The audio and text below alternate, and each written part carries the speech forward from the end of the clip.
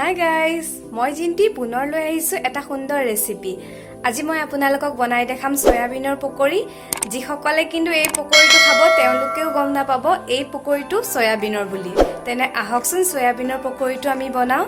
আৰু এটা কথা, যিসকলে মোৰ ভিডিঅ'টো আজি প্ৰথম চাইছে তেওঁলোকে মোৰ চেনেলটো এবাৰ ছাবস্ক্ৰাইব কৰিব আৰু লগতে থকা বেল আইকনটো ক্লিক কৰি দিব যাতে মোৰ ভিডিঅ'সমূহৰ নটিফিকেশ্যনসমূহ আপোনালোকে পাই থাকে। তেনে আহকচোন সয়াবিনৰ পকৰিটো আমি বনাওঁ।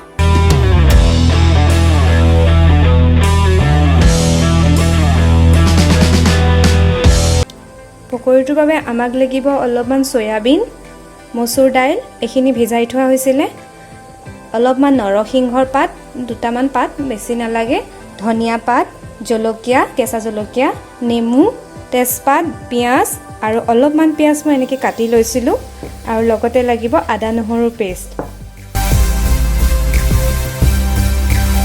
গৰম হোৱা কুকাৰটোত আমি দিম অলপ সয়াবিন, লগতে দিম মচুৰ দাইলখিনি আৰু এতিয়া অলপ লৰাই ল'ম। এইখিনি মই এনেই অলপ ভাজি ল'লোঁ। এতিয়া একেবাৰে কম পৰিমাণৰ পানী অকণ দিম, কমকৈ দিব।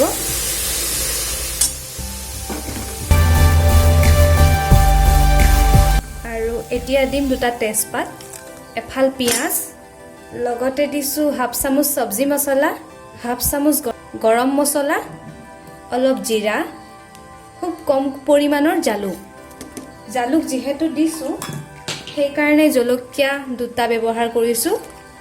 আপোনালোকে জ্বলাটো নিজৰ মতে দিব, বেছিকৈ জ্বলা খালে বেছিকৈ দিব। আৰু এতিয়া দিম 1 চামুচ নহৰু আদাৰ পেষ্ট। এইখিনি ভালকৈ লৰাই লৈ 7-8 মিনিটমানৰ কাৰণে ইয়াৰ ঢাকনখন মাৰি দিম। বেছিকৈ পানী নিদিব, সেইটো কথা মনত ৰাখিব। আৰু সোৱাদ অনুসৰি দিব আপোনালোকে অলপ নিমখ।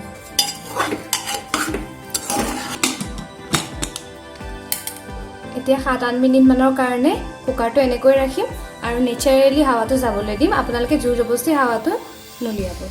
একেবাৰে ল' ফ্লেমত আপোনালোকে কুকাৰটো ৰাখি দিব 7-8 মিনিট সময়ৰ কাৰণে।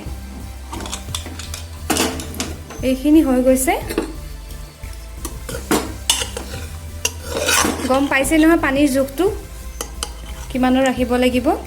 এতিয়া মই ইয়াত অলপ নেমু ৰস দিম, খুব কম পৰিমাণৰ দেই। মিক্স কৰি এইখিনি অলপ ঠাণ্ডা হওক, তাৰপিছত মিক্সিত গ্ৰাইণ্ড কৰি দিম। এইখিনি গ্ৰাইণ্ড কৰা হৈ গৈছে। এতিয়া ইয়াত অলপ জলকীয়া গুড়ি দি দিম। আপোনালোকৰ কথা দেই, জলকীয়া গুড়িটো দিয়ে নিদিয়ে, একেবাৰে কমকৈ দিব পাৰিলে। লগতে দিছোঁ পিঁয়াজ, ধনিয়া পাত, কেঁচা জলকীয়াও কুটি দিব পাৰে। গৰম হোৱা কেৰাহীখনত অলপ ৰিফাইন দি লৈছোঁ। আপোনালোকে মিঠাতেলো ব্যৱহাৰ কৰিব পাৰে, সেইটো আপোনালোকৰ কথা। এতিয়া গৰম হৈছে, পকৰিকেইটা দিব পৰা হ'ব।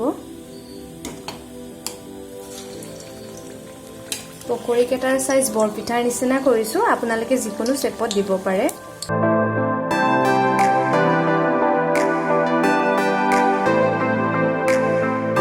এইখিনি হৈয়ে গৈছে আৰু কাঢ়ি দিব পৰা।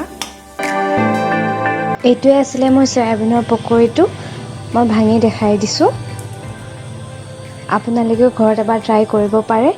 আৰু যদি মোৰ ভিডিঅ'টো ভাল লাগিল তেনেহ'লে লাইক কৰিব, লগতে কমেণ্ট কৰিও জনাব আপোনালোকে কেনে পালে, আৰু আপোনালোকৰ কিছুমান ছাজেশ্যন মোক দিব পাৰে। আৰু এতিয়ালৈকে যদি মোৰ চেনেলটো ছাবস্ক্ৰাইব কৰা নাই তেনেহ'লে ছাবস্ক্ৰাইব কৰি দিব। ধন্যবাদ।